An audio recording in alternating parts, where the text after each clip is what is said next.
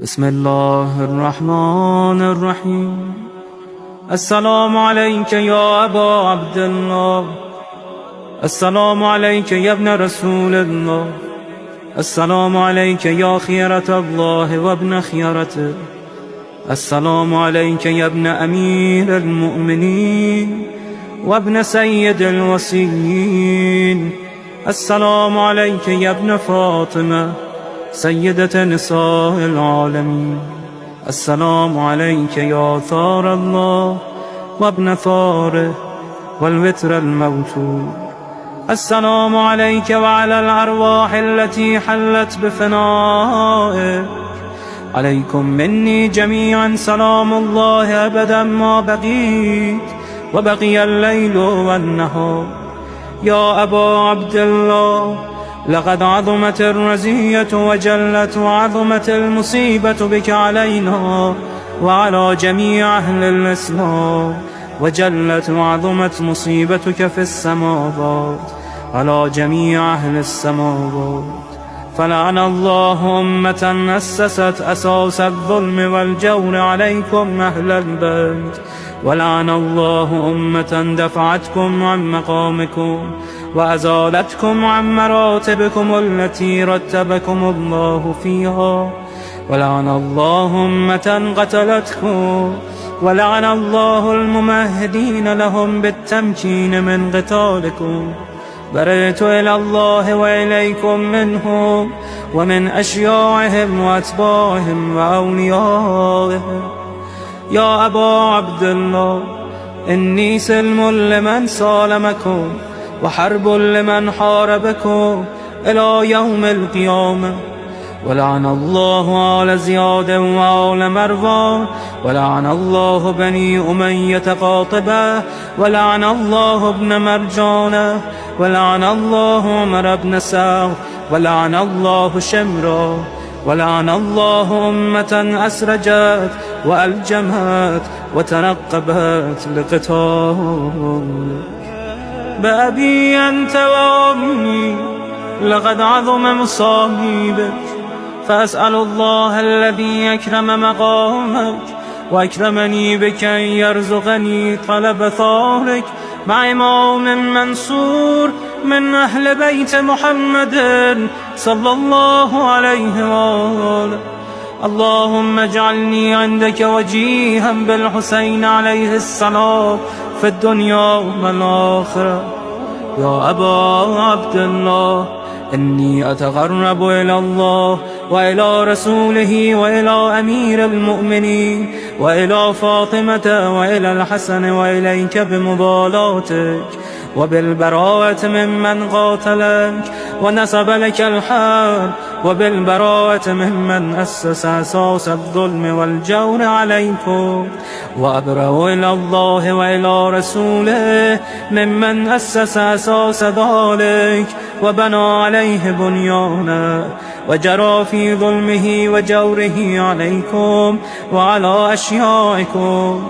برئت إلى الله وإليكم منهم، وتقرب إلى الله ثم إليكم بمبالاتكم ومبالاة وليكم، وبالبراءة من أعدائكم والناصبين لكم الحرب، وبالبراءة من أشيائهم وأتباعهم. إني سلم لمن سالمكم وحرب لمن حاربكم وولي لمن والاكم وعدو لمن عاداكم.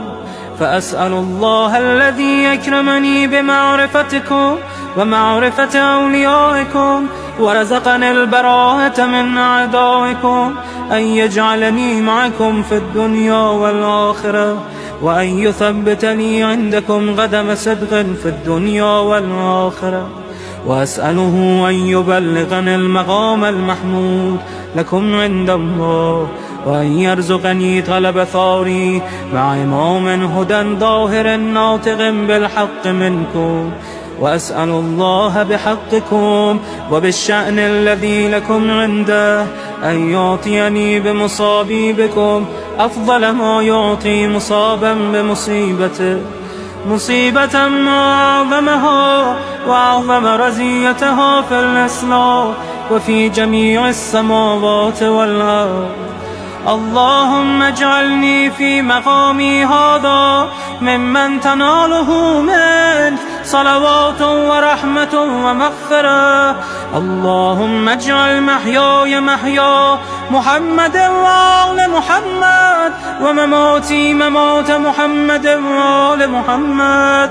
اللهم إن هذا يوم تبركت به بنو أمية وابن آكلة الأكباد، اللعين ابن اللعين على لسانك ولسان نبيك صلى الله عليه وآله، في كل موطن وموقف وقف فيه نبيك صلى الله عليه وآله.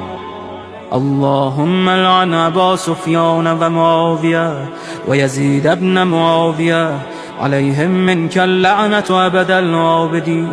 وهذا يوم فرحت به آل زياد وآل مروان بقتلهم الحسين صلوات الله عليه. اللهم فضاعف عليهم اللعن منك والعذاب الأليم. اللهم إني أتقرب إليك في هذا اليوم وفي موقفي هذا وأيام حياتي بالبراءة منهم واللعنة عليهم وبالموالاة لنبيك وآل نبيك عليه وعليهم السلام. اللهم لعن أول ظالم ظلم حق محمد وآل محمد وآخر تابع له على ذلك. اللهم لعن العصابة التي جاهدت الحسين وشايعت وبايعت وتابعت على قتله.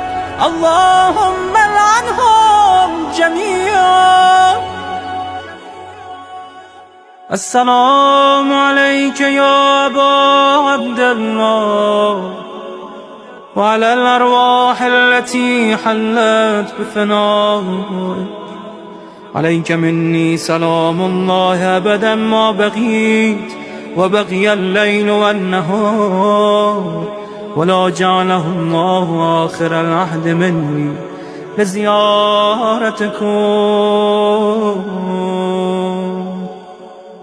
السلام على الحسين وعلى علي بن الحسين وعلى أولاد الحسين وعلى أصحاب الحسين.